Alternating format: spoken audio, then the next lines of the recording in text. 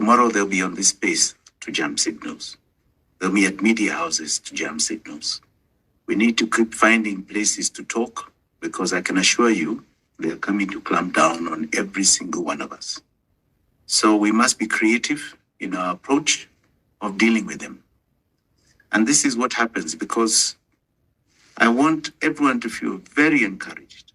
What you saw on the 25th of June, 2024 was Mene Mene Tekel. The writing is on the wall.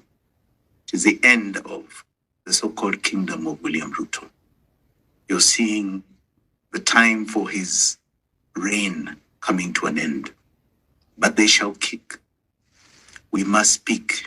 If we hear of the abducted, we must speak. We must make noise. We must never keep quiet about anything that we are seeing. We must go to court. We must make noise. We must hit the streets no matter what happens out there, because he is getting weaker. His tools are getting more and more tired. I can assure you of that. And he's running out of money. He's running out of opportunities, running out of goodwill.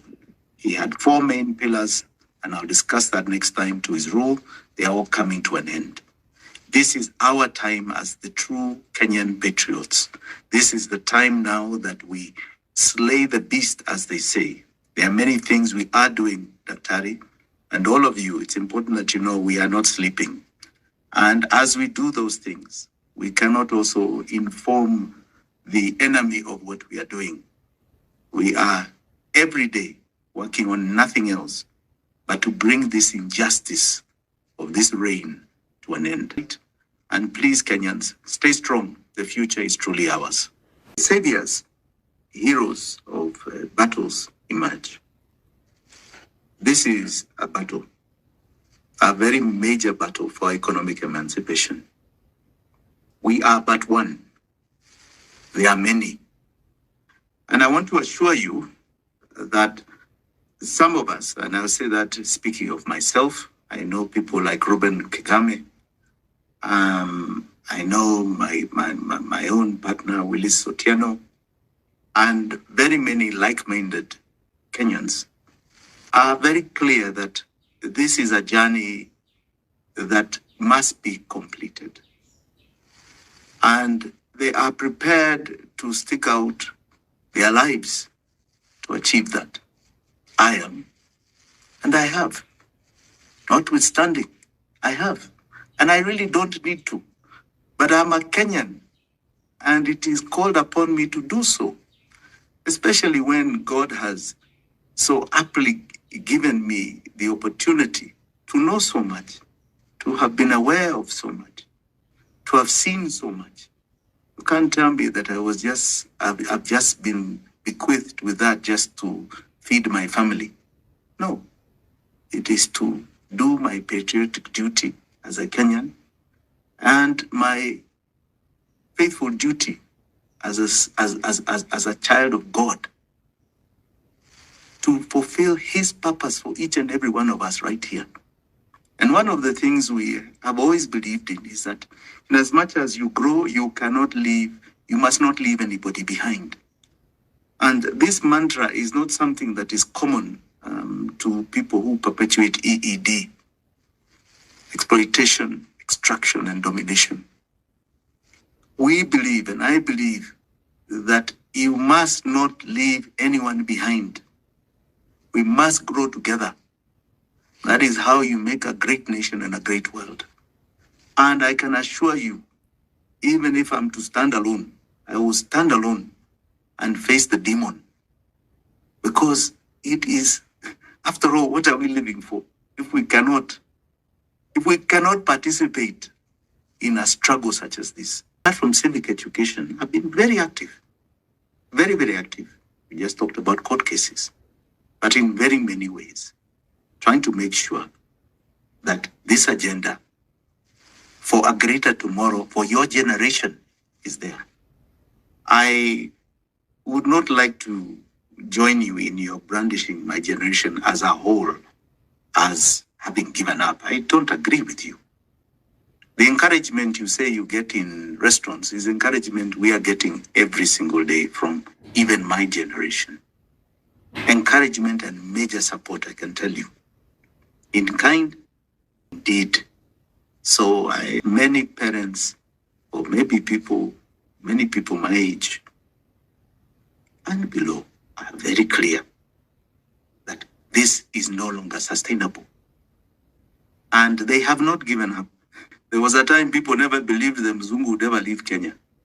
And there were those Africans who were saying, in fact, Africans are not ready to rule Kenya. And we should keep the Mzungu. And the Mzungu left. There were those who believed Moi would never ever leave Kenya. That he'll be president until death. Because that was the constitution, by the way. It had no term limits for a president. And he left. He walked off the stage. He walked off the stage. There are those who would have told you we would never have had a new constitution in this country. Unless there was a war and the two sides have been put together because of war and changing the constitution. We have a new constitution. William Ruto is not God. William Ruto will be removed the same way he was put by the people of Kenya. I believe he'll be very lucky to survive until 2027. The kind of problems that are coming are insurmountable for him. I think it's even unfortunate that he's even trying to hang on when he knows he cannot solve the problems that are there. He's now playing petty politics, trying to take us back to old-time politics of tribe division and the same old game that the colonialists brought here, divide and rule. It's nonsense. We are not going to be divided. We are united in pain, major economic pain, and we are united in economic emancipation. And it's not just Gen Z, it's all of us, Joshua. All of us. Your parents are all trying to earn money and they can feel the pain. Yes, Mommy. Thank you so much, Jimmy and Joshua. Joshua, I feel what you were saying in terms of this. When we are crushed, we start selling our jewels. When we are crushed, the EED continues. When we have no more money to raise to pay debt, we now start selling our jewels, right?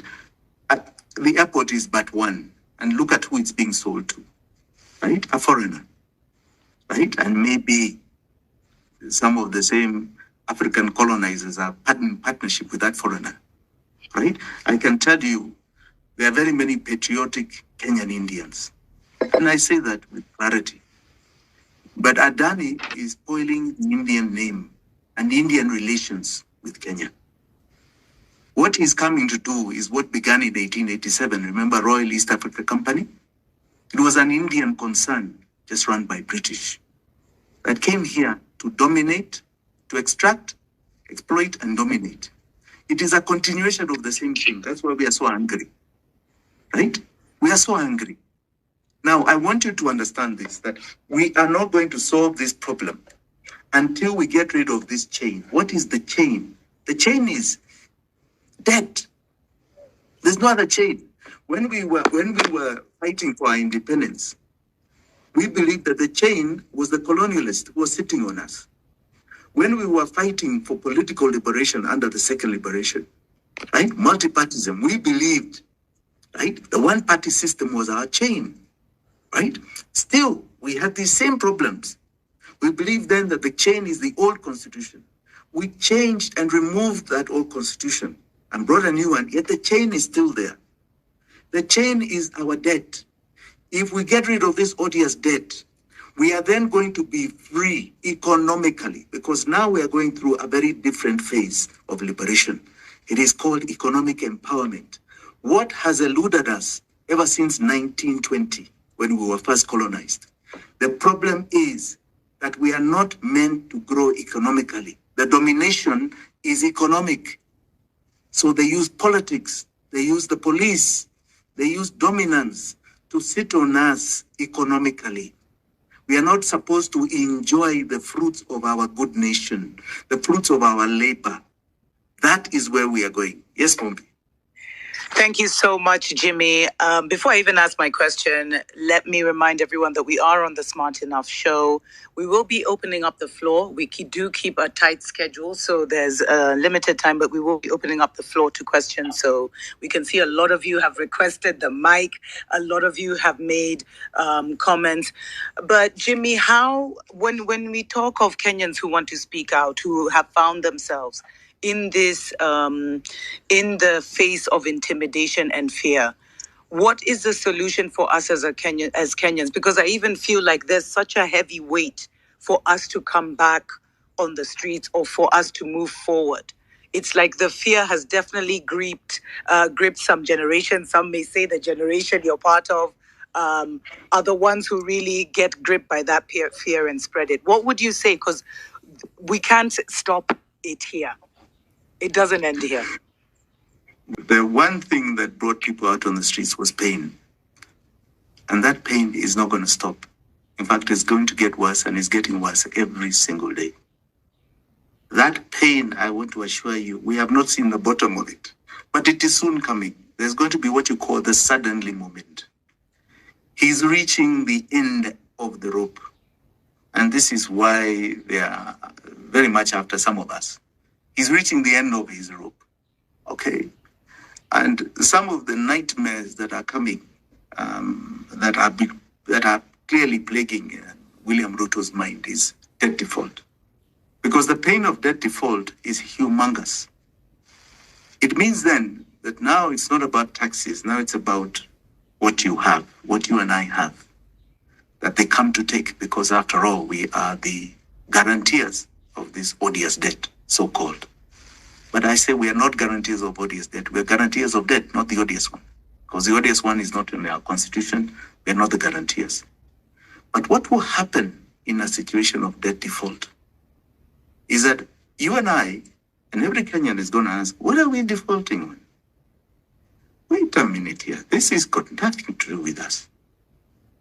And what did you think is going to happen when we start asking about where trillions of our money went? And why we are being forced into slavery because of it? Who will it eat? It will eat very many, including William Samoei Ruto. There's no way, absolutely no way, we are going to take this pain. And I can assure you, many of us, I included, should not fear him. We will be on those streets if that's what it takes. We shall be out there. I have seen the most courageous thing I ever saw on June 25th, when kids ran towards bullets. I've never seen that. Never even saw that during the clamor for multipartyism. It was only akin of the stories we used to hear about the Mau Mau, the way they used to face the British soldiers and their home guards when they had guns and they just had few bows and arrows and they would run towards those bullets. It is akin to that. This is going to get worse. So we must take courage. We must be very clear that the Kenya we want is not too far. And the Kenya we want, we have to fight for. Just like our forefathers fought for our political rights, we have to do the same sort of struggle for our economic ones. And what is ahead is a situation that will best define us as Kenyans and probably be the birth of a new sub-Saharan Africa. That birth will be a more ideological African, a more programmed African to achieve, an African that has an agenda, just like the colonialists had an agenda when they came here. We don't have an agenda. We are too busy thinking about how we should keep our stomachs full. We've been made to be like that. We've had what you call planned poverty in this country, where 60% are struggling just to put food in their stomach. 30% are the ones that Tari you're talking about are so scared because they're just a salary or a mortgage away from that poverty. 10%, and even of that 10% who are up there, probably 1% are the ones who are really ruling us and dominating us. And I'm saying that this is the order that is going to change. And many people do not want to see that change coming. Many people are afraid of it, but it is something that they cannot stop. And pain is what is bringing us here. Asante sana kwa kutazama Ruto'S TV. Kama uja subscribe na kuomba uweze kusubscribe. Kama umesubscribe nasema asante sana. Unaweza finya notification bell ndio wakati wote tunapata habari kama hii unakuwa wa kwanza kuipata. Hadi wakati mwingine nakutakia mchana ama usiku mwema. Asante sana.